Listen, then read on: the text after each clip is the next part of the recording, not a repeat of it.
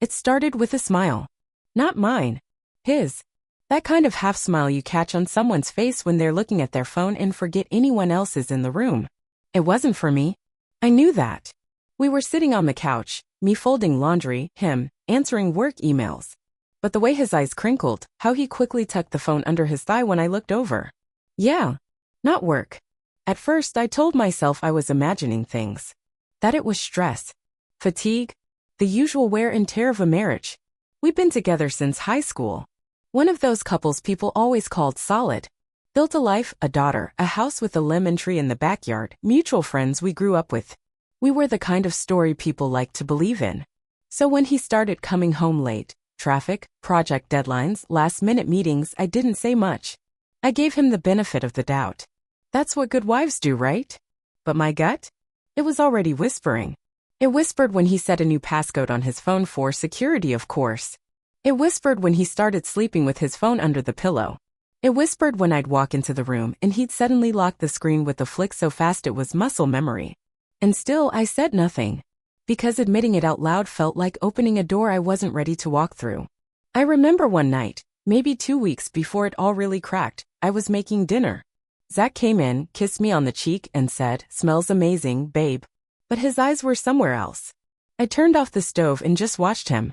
He checked his phone, smiled that same damn smile and started texting right there in front of me. And I stood there holding a spoon, wondering when I became invisible. You know what's crazy? It wasn't even the secrecy that hit me hardest. It was the joy. The way he lit up for someone who wasn't me.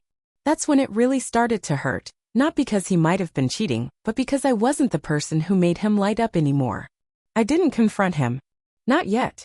Instead, I started remembering how we met. How he used to write me stupid little notes in math class. How he proposed at a lake we used to sneak out to after curfew. How we promised no matter what we'd never lie. But promises don't hold up when one person stops showing up. And I could feel it in my bones, he was somewhere else. Emotionally. Mentally. Maybe even physically. And for the first time since I married him, I realized I might be in this alone. You ever feel like your house starts holding secrets before people admit them? Like, the air changes. The walls keep things quiet. That's how it felt. It wasn't one big thing, it was a collection of small sour moments. Stuff that wouldn't hold up in court, but still made my stomach twist. Like how his phone suddenly had a new lock screen passcode. One day it was 0523, our anniversary. The next it was a blank stare when I asked why it didn't open. Security update, he mumbled. Sure. Then came the late nights. At first once a week. Then 3. Then it became, I've got to head back into the office for a bit. Always after dinner. Always after he'd looked down at his phone and smiled. He started taking longer showers. Bringing his phone into the bathroom. Not just for scrolling, I mean full-on conversations. I could hear the faint buzz of laughter through the door. Once I picked up his phone while he was outside and saw a message notification pop up from S. Red heart. Just an initial. A heart. Nothing else. I opened the thread but it was empty. Nothing in the chat. Not even hi. That's when I realized he'd set it to delete messages automatically. Clever. I didn't say anything right then. I just handed it back when he came in. His eyes flicked to the screen. He saw what I saw. And his whole face changed. He said, "Why are you going through my phone?" Calm, like he'd rehearsed it. I replied it was just sitting there. He smiled. But not the kind of smile that forgives, the kind that warns. Don't make things weird, Em. You've been tense lately. Maybe talk to someone. Right. Classic deflection. Turn the doubt into a character flaw. I almost believed him. Almost. But something in me, that little ember of instinct women have when something is off, it flared up. And once you feel that heat, it's almost impossible to put it out. From that point I noticed everything. The way he angled his screen away from me. The way he started putting cologne on before quick grocery runs. The way he started complimenting me at random. Not because he meant it, but because guilt will make a man sweet. I didn't accuse. I observed. Because I wasn't ready to fight a war. I was still figuring out who the enemy was. If you had asked me who my safest circle was, I would have said, my husband and our closest friends, Ben and Pamela. We'd been in each other's lives forever. College game nights, beach trips with kids, group texts about daycare drama and favorite barbecue spots. Pamela was the one who helped me pick my wedding dress. Ben was Zach's best man. We joked about retiring next door to each other someday. So when Ben asked if we could talk, just the two of us, I didn't think much of it. I assumed he wanted to plan a surprise birthday dinner for Pamela. What I didn't expect was for him to show up at my doorstep with a folder and eyes that looked like they hadn't seen sleep in weeks. We sat on my porch. He didn't even ask for coffee. Just handed me the folder and said, "I think you deserve to know." My fingers went cold. I opened it. The first photo was of a car, Zach's car, parked outside a hotel. Time-stamped. Midweek? During what was supposed to be a late work meeting. The next few, him and Pamela. Her hand on his arm. Him brushing hair from her face. Them walking out of the same hotel lobby, laughing like they were at a brunch and not destroying two marriages. There were screenshots too. Text threads between Zach and Pamela. "Last night was perfect. She doesn't suspect anything. Being around you makes everything else disappear." I didn't cry. I couldn't even move. Ben sat there silent, waiting for a reaction. When I finally looked up, I whispered, "How long?" He said, "At least 3 months. Maybe longer." I only found out because I checked the GPS history on Pamela's phone. She left it unlocked by accident. And I knew something felt off. That's when I learned my husband wasn't just cheating. He was cheating with someone I called a sister. And they didn't just lie to me, they built their affair right inside my trust. Used it like a backdoor key. Came in quietly. Rearranged the furniture of my life without making a sound. Ben was broken in his own way. He'd been sleeping on the couch. Pamela kept saying she was disconnected, needed space, wanted clarity. Sounded familiar. We didn't talk much more that day. Just sat there. Shared silence, the kind only betrayal can create. When he left, I went back inside and stared at my wedding photo on the mantel. There we were, smiling in the sunlight, hands linked, surrounded by friends. Pamela was in the background, holding my bouquet. And Zach? He looked like a man in love. And maybe he was. But it sure as hell wasn't with me anymore. I didn't scream. I didn't throw things. Didn't rip our wedding photos off the wall. Didn't pack a bag and disappear for 3 days. I just sat. For hours. In silence. That kind of silence that feels loud in your body. Like your ears are ringing but there's no sound. Like your skin can't hold your bones anymore. I went through phases that week. Not the ones you read about in therapy articles. Mine were messier. More real. Day 1, I cried in the shower. Not a few tears, the kind of crying where your legs give out and you sit on the tile until the water turns cold. Day 2, I cleaned the entire house. Scrubbed corners I hadn't touched in months. I think I needed to control something. Dirt was easier to remove than betrayal. Day 3, I went quiet. Zach noticed barely. He asked if I was okay. I said just tired. He said yeah, same. And went back to scrolling his phone. The audacity, right? But I didn't confront him. Not yet. Instead, I watched. I cataloged. The extra showers. The fake texts from Ben when I knew full well Ben wasn't texting him. The late night drives to clear his head. The receipts he thought I didn't see, the ones with 2 entrees and a bottle of wine from a restaurant we'd never been to together. And you know what's wild? Once you stop expecting love, the lies get really obvious. Meanwhile, Ben and I started talking more. It wasn't dramatic, no whispered plans, no bonding over vengeance. Just check-ins. Quiet support. He'd send me updates when Pamela disappeared again. I'd forward him photos when Zach left his phone open long enough for me to snap a screen. We weren't plotting. We were grieving. Side by side. Like trauma twins. I remember one night, we met for coffee, just to breathe somewhere away from our houses. We sat across from each other in this dim little booth and he said, "How did we end up here?" And all I could say was, we trusted the wrong people. That's the thing about betrayal. It doesn't just come from lies. It comes from misplacing your belief. Giving your loyalty to someone who didn't earn it. So no, I didn't burn the house down. I didn't scream at Zach or trap Pamela in some grocery aisle ambush. I just started removing myself. Piece by piece. Emotionally. Mentally. Preparing. Because when the collapse is quiet, it's the most dangerous kind. It means something's being built underneath it. It was Ben's idea, actually. Let's invite them both over. Like old times, he said. Double dinner, drinks, smiles, and then drop it. I didn't answer right away. Not because I disagreed, but because I wanted to be sure I could sit through it without flinching. Could I pour wine for the woman sleeping with my husband? Could I laugh at small talk while knowing every word was a mask? Turns out I could. We picked a Friday. Sent the text. Dinner at ours? Feels like forever. Just us four. Kids with sitters. Like the old days. Pamela responded first. Would love that. Zach followed with a thumbs up and a sounds great. Of course they said yes. Why wouldn't they? They still thought we were in the dark. Still thought their game was working. I planned the menu like I always did: salad, roast chicken, lemon tart from that bakery Pamela always claimed was her favorite. Ben brought wine. I set the table. Candles. Clean napkins. Perfectly placed plates. Everything looked normal. They arrived 10 minutes late. Zach in his usual too casual button-down. Pamela in a dress I'd seen once before. On a weekend Zach claimed he'd been out with the guys. I opened the door and smiled. Warm. Welcoming. Come in, I said. We've been waiting. We made it through most of dinner. Laughed at stories we'd all told before. Toasted to surviving parenthood. Shared harmless updates about work and weather. And then as Pamela reached for a second glass of wine, I said, "Oh, I almost forgot. I found the funniest message on Zach's phone the other day. From someone named S." Silence. Her hand froze midair. Zach blinked. I pulled my phone from the kitchen counter. Opened the folder. Titled, "For the record." Ben cleared his throat. Laid out a printout. Text messages. Photos. A location report. Pamela's wine glass hit the table a little too hard. Zach said, "What the hell is this?" I answered, "That's your girlfriend's dinner napkin. And your hotel receipt." And your voice saying, "Let's keep this between us until the timing's better." His face drained.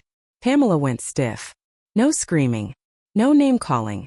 Just two people exposed under soft lighting, at a table they used to belong at, and no longer did.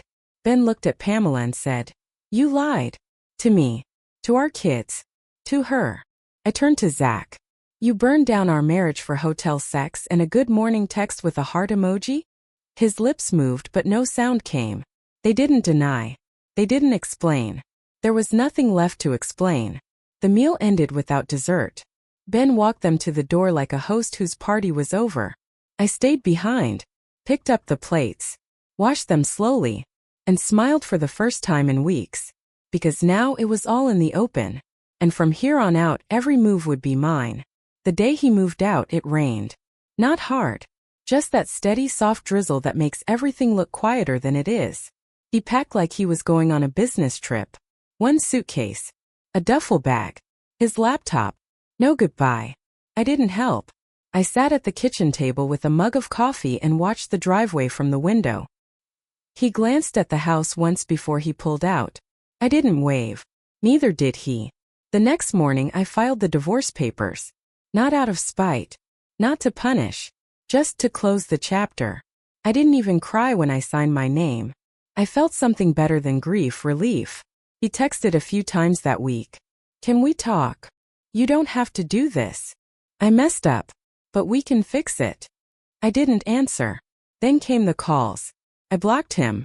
Not because I hated him, but because I finally understood that access to me is earned. And he'd spent months spending that privilege like it was nothing. Talking to our daughter was the hardest part. She's 9. Too smart for her own good. She'd already noticed things were off.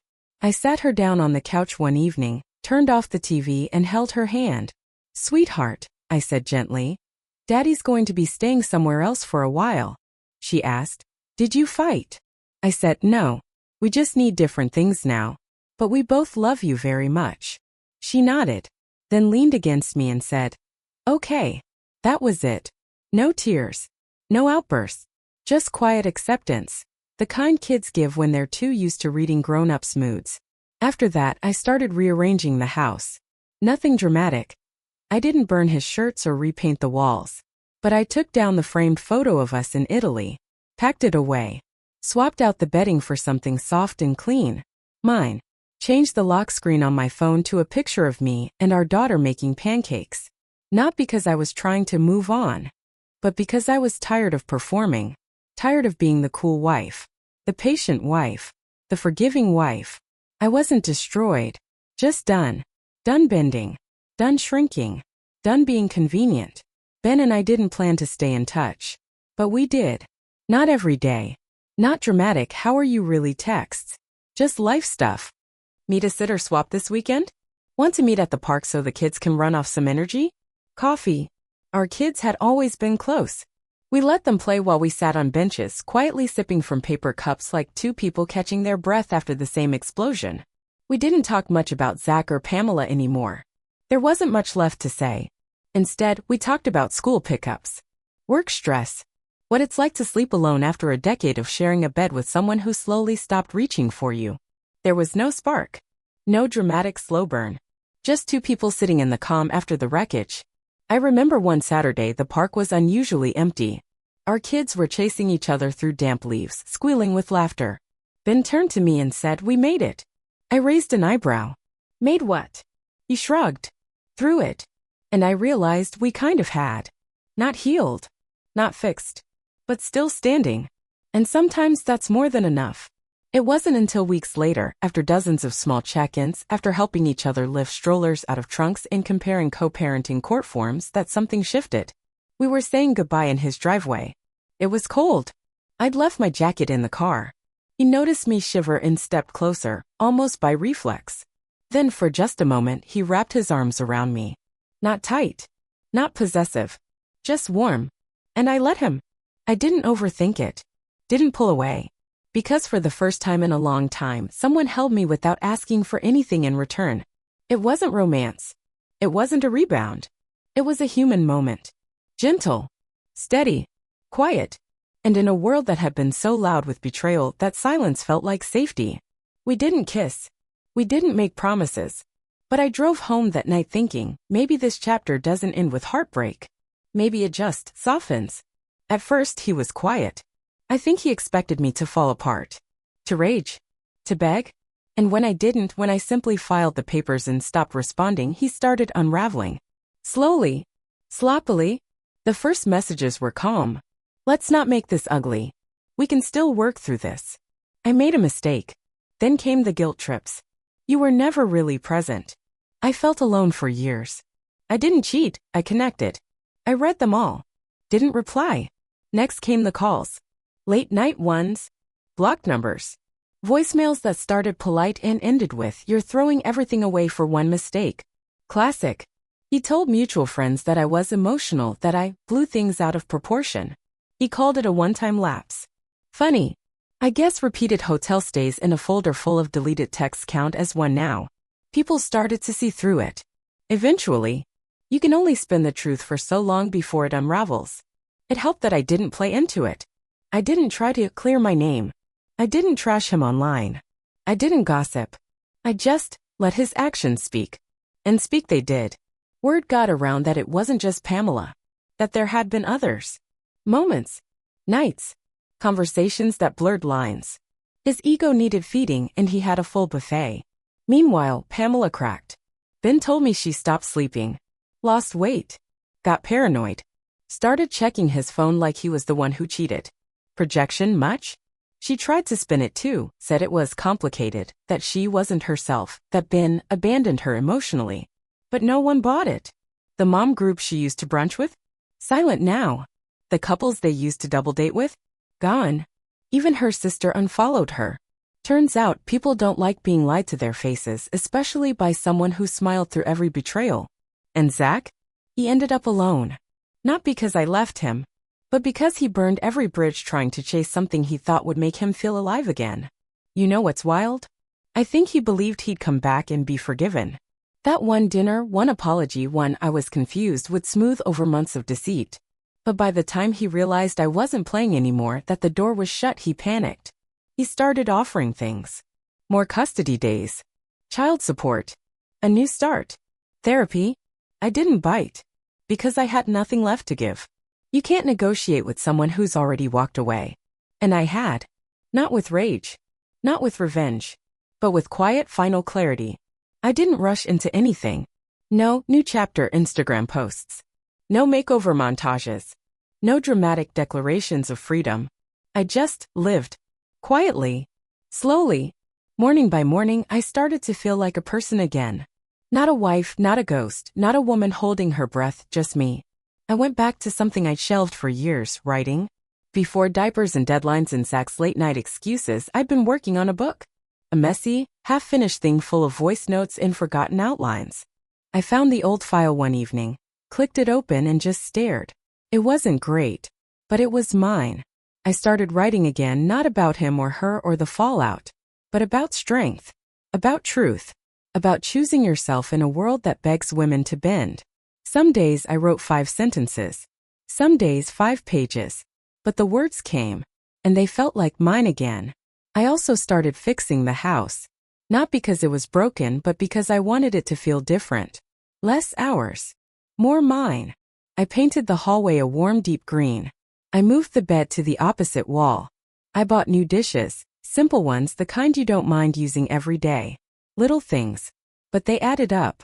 And through it all, Ben was there. Not constantly, not overbearing, just there. He'd drop off a coffee without asking what kind, help carry in groceries when my arms were full, offer to hang shelves even when I insisted I had it. Sometimes we sat in comfortable silence while our kids built pillow forts. Other times we talked about nothing, a show, a song, a recipe. He didn't try to fix me. He didn't expect anything. That was the difference. Zach always needed a stage. He wanted to be adored, forgiven, understood, even when he didn't deserve it. Ben just wanted peace, and he brought peace with him. I didn't think of him as a new man. I didn't think of myself as someone who needed to be healed. We weren't trying to recreate anything. We were just being. And in a world that had taken so much from me, that simplicity felt revolutionary. I wasn't surviving anymore. I was choosing. And that changed everything. The divorce finalized on a Wednesday. No dramatic court scene. No screaming in hallways. Just a stack of papers, a couple signatures, and a quiet email confirmation from my lawyer. It's done. I stared at the screen for a moment, took a breath, then closed my laptop and made dinner. That night, I slept like I hadn't in months. No dreams. No knots in my stomach. Just sleep. Real, uninterrupted, ordinary sleep. And that's when I knew it was over. For real. Zach still texts. Not every day, but enough to stay annoying. Just wanted to check in. Hope you're well. Can we talk? He never actually says anything new. It's all recycled regret. Guilt wearing different outfits. I don't block him anymore. I don't have to, because I have no interest in engaging. Not out of anger. Not out of pride. Just clarity. There's nothing left to say. I used to be someone's wife. Someone's partner. Someone's plan B. Now I'm just Emily again. No hyphen. No parentheses. No qualifiers. And that, surprisingly, feels enough. It's not a Hollywood ending. I didn't ride off into the sunset. I didn't find some perfect new man. I didn't turn my trauma into a TED Talk. I just reclaimed my life. Piece by piece. Morning by morning. Some days are boring. Some are lonely. But they're mine. And for the first time in a long time, that's more than enough. So no, this isn't a happy ending. It's a true one. And honestly, that's better.